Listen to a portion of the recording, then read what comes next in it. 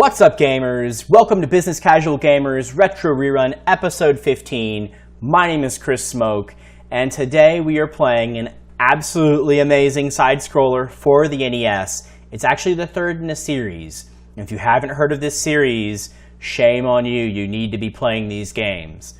Today we are playing Castlevania 3, or more specifically, Akumajou Densetsu, which is the Japanese version of this game. Now, you might be asking yourself, why are you playing the Japanese version of this game? Well, number one, I was actually lucky enough to pick up a complete in-box copy of this a while back for a really good price, so I love playing it.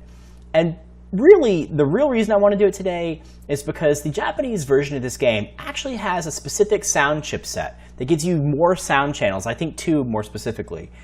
And when combined with my AV Famicom, you can actually get some amazing improvements to the music that we just can't get in the NES version.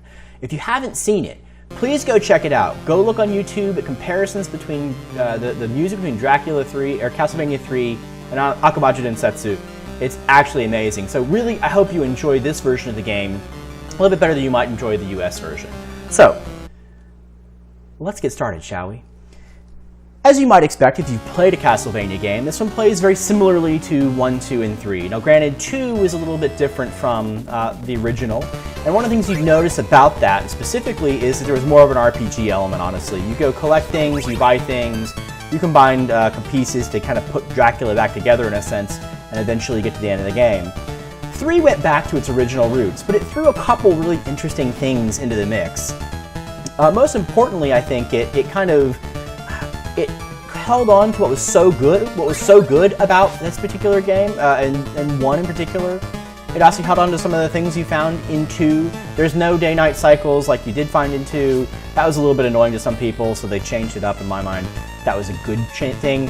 But the cool part about this game that's probably more interesting than anything, honestly, is the fact that they have kind of your choose-your-own-adventure kind of styling to it. So, as you'll see at the end of these levels, some of the interesting parts about it will be they'll let you go up or down and choose your path through the game. Now, why won't you do that? Now, there are some things there are different ways to actually go through the game, but one of the cool parts about it, honestly, is that in the process of doing this, you can collect different characters, sub-characters that can help you on the quest.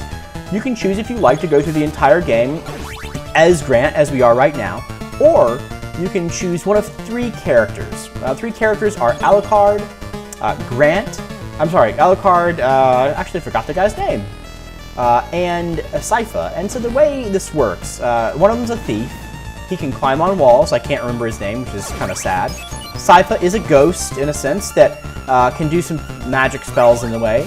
And Alucard hopefully speaks for himself. Alucard is Dracula's son, I think, so you actually will be able to play him in later games. We get used to him, obviously, with Symphony of the Night and those kinds of things. So not too terribly awkward there, but really neat to be able to see that. And at any point, once you have these characters, you can start playing them. So I don't know about you, I really think that part of the game is really fun. I'll be going the Sypha route today. Hopefully we'll get that far to show you exactly how it works. I gotta play it a little bit safe here, safer than I would normally play it. Now, I will tell you that I used to speedrun this game quite a lot about a year and a half ago. This is the first time I've actually played the game since then, so I'm super rusty. In fact, I already messed up a whole bunch of techniques, but you can see there are some cool ways, like in this case, to kill the boss relatively quickly. That's a little bit of a speed kill, which is really fun to do. And let's see if we're good. We did not get a campfire, so I fail at speedrunning. Yay. But anyway, cool part about it is it keeps a lot of the good stuff about the original Castlevanias. It adds that new character select and some level selects. You'll see right here we're going to select a different level. In the map region, it kind of shows you a little bit how you can go. We can go up to the clock tower in this case to get Grant, I think is his name. I'm sorry, this isn't. I think Grant is his name. Or you can go down and actually go a different route. In this case, I'm going down. Why am I doing that? Well, this is an easier route. The Grant route, I think, actually takes you back. A little bit painful. Clock towers, as you know, many Castlevania games are absolutely awful, so we don't want to necessarily do that. But we can do this route and actually see some really cool stuff and get the Sypha stuff. So here we go. Now, as you might expect, there are some glitches in this game. So in this case, this guy will disappear. along with the candle. Kind of interesting. And of course we have what I'd call Ninja Gaiden-like things. These are the owls, and these owls are absolutely horrendous things to play with. I hate them. And of course I've forgotten how to actually work with them. So there is a fast way to go through this, and I will not be doing it today. But they pop up when you go by, and you actually have to try to get away. I failed miserably. The owls can be a complete killer if you're not paying attention, and I'm rusty and I'm not paying attention. But the cool part here, let's see if we can do this. Actually, I don't think so. Maybe, nope, can't. Whew. Very close there, very close. If you time that right, you don't actually have to do anything here. Now, in a normal speedrun, I wouldn't be stopping. The problem is I am terrible and have not played this in a while, so I'm going to take this part very, very slowly because I want to show you the rest of this level and get to the Sypha portion here. So this is just a quick level we can go through. There's really quick ways to go through here. Now, cool part here is, watch this. If I whip at the very bottom of that jump, or that kind of a jump or fall, what it actually does is it prevents an animation. This one doesn't matter for some reason. It actually prevents an animation that slows you down a little bit. So speedrunners, of course, find all these little small tricks and things that help you out. Now, I can go straight across here as opposed to going down, and I can go find Sypha. You can see right there, those kind of blue things are actually, one of which is a, oops, I keep messing this one up. One of which is a very interesting character who's encased in, I want to say carbonite, but I guess it's not carbonite. I should not have picked up that axe. Axes are absolutely awful. I hate them, and I won't really use it much. Instead, it's going to mess up my groove a little bit here. But what you think about these games that's so cool is, I'm just going to die actually, is you can actually manipulate a whole bunch of enemies as you might expect in some of these things. The NES is not super, I guess, advanced in how they put these things together. So there are easy ways they use to help try to identify when to spawn things. So for example, if I'm high up on the screen here, this guy is going to be a little higher up than he would have been otherwise.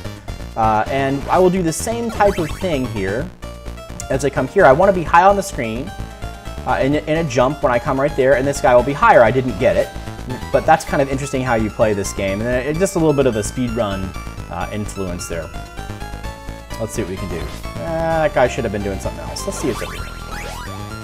I actually haven't played this part in a long time, and I've given up on the speedrunning strats, but we're going to try just to get through this level. The cool part about this game as well is that there are a lot of interesting enemies, and so you'll see here, obviously, there are a whole bunch of skeletons, but now you start seeing some spiders and things you wouldn't normally see before. They all have very different ways to actually attack you, that are, in my mind, you know, make it interesting. If we get to the next level, hopefully you'll see there are some really cool, I guess, additions or skeletons that you might not normally see. I'll get this, even though I don't care about it. I don't need to go this way necessarily, now that I'm not doing the speedrun, but I did want to grab this. Those are whip powers. You're probably used to seeing those kinds of things in these games. We want to grab that because I need to have a longer whip and perhaps a whip that does a little bit more damage. We're going into the second boss fight here, and all the bosses are all kind of, you know, Transylvania, kind of mythical kinds of characters. This is a Cyclops, and the way we play him when we don't have the cross, we'll play it real safe, and we just kind of let him start doing his thing, and we move out of his way a little bit. It's not that big of a deal. It's really super safe. But there's Sypha in the middle. We really want to get her out. Now, the funny part about this one, I think Sypha is a girl. I'm pretty sure. But I don't recall if it's this version or the US version. One of them actually mistakes her for a male when you read the text after this thing, so it's kind of funny. You look at, you actually look at some of the artwork in the game, and honestly, I cannot tell. There he or she is, and I can't tell. Japan, right? All right. So we had this little bit of an intro. We're not gonna attempt to read this stuff.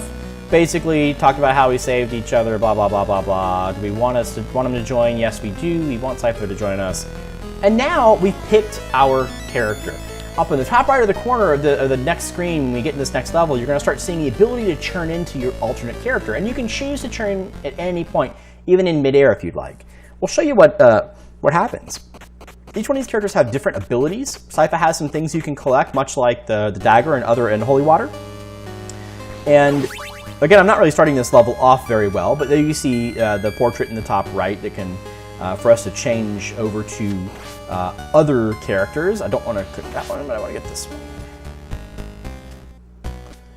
And what I'll do is I'll change over to Sypha here in just a second. This is actually a really annoying part for me. I can hit select, change over.